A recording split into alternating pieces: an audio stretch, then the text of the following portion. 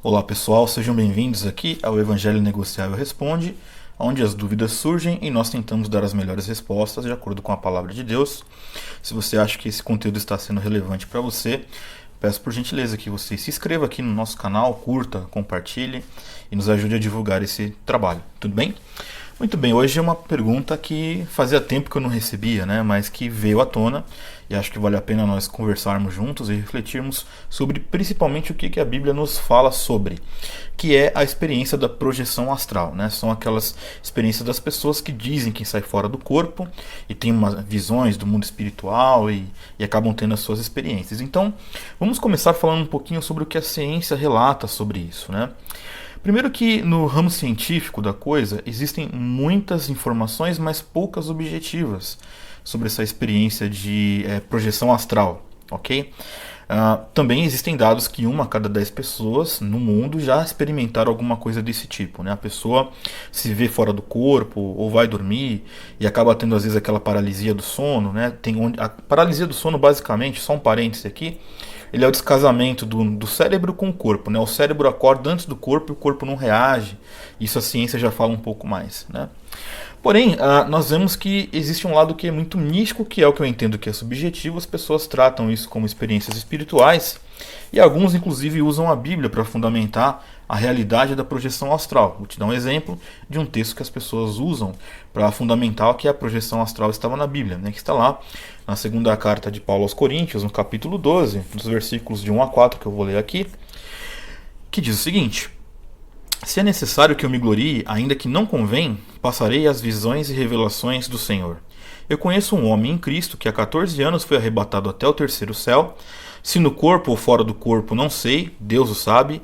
E sei que o tal homem, se no corpo ou fora do corpo, não sei, Deus o sabe, foi arrebatado ao paraíso e ouviu palavras inefáveis, às quais não é lícito ao homem referir. Então, é bem verdade que muita gente usa esse texto aqui, na minha visão, desconsiderando o contexto dele, para poder fundamentar a questão da projeção astral, Na verdade, aqui o que Paulo estava querendo dizer com esse texto aqui é que qualquer tipo de revelação que venha fora da Bíblia não deve ser levado a título de doutrina.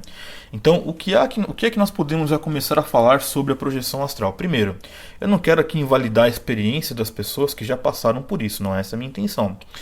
Mas também eu não posso tratar uma pessoa que teve algum tipo de projeção astral, no entendimento dela, que ela diga que isso é uma doutrina, uma verdade absoluta. Então, o que é o resumo da ópera, assim, que se podemos falar dessa forma, esse tipo de experiência que é involuntária, Aquela pessoa ela foi dormir, ela teve esse tipo de experiência, ou até aquele exemplo da experiência quase morte, Como talvez foi o que o apóstolo Paulo disse aqui, como é que deve ser tratado por um cristão?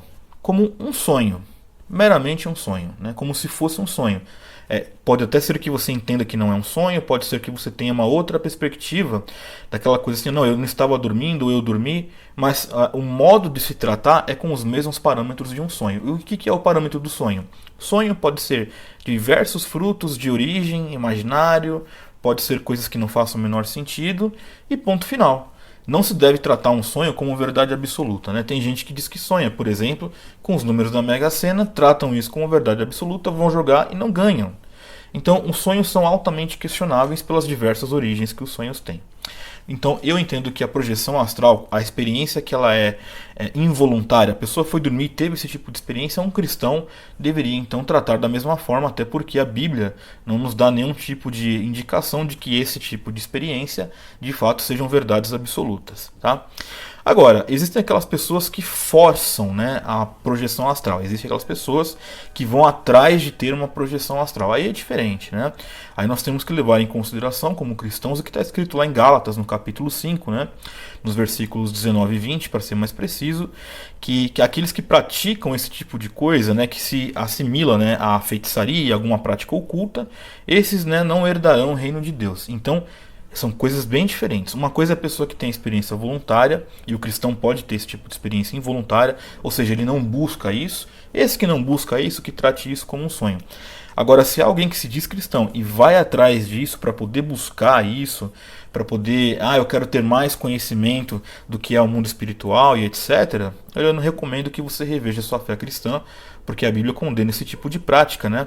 E me lembro inclusive de um livro que foi escrito, é que eu me esqueci agora o nome do autor, mas chamava 90 Minutos no Céu, né? Um cara que disse que tinha morrido, ficou em tese 90 minutos clinicamente morto e voltou. É uma experiência de quase morte, assim por dizer, né? E que diz que foi até o céu e viu isso, viu aquilo. Eu não estou aqui invalidando a experiência desse autor, mas eu não posso tratar isso como uma verdade absoluta, porque para nós cristãos, a única verdade absoluta está aqui na palavra de Deus. Então, basicamente é isso. A projeção astral, então, eu espero que eu tenha respondido a tua dúvida. Ela em si mesma, de forma involuntária, eu não considero um pecado, desde que o cristão trate isso como um sonho que ele teve, alguma coisa até mesmo abstrata. E aqueles que buscam, né, forçam ter esse tipo de experiência, eu espero que vocês realmente fiquem firmes, né, na palavra de Deus, que vocês não busquem isso a título de ter algum tipo de experiência ocultista ou mística, alguma coisa desse tipo, né? Até mesmo porque o que nós temos que guardar em nosso coração é o que está lá no Evangelho de João, capítulo 17, versículo 17, né? Santifica-os na verdade, a tua palavra é a verdade. Tá bom? Espero que tenha respondido a dúvida e nós nos vemos na próxima. Um grande abraço e até mais.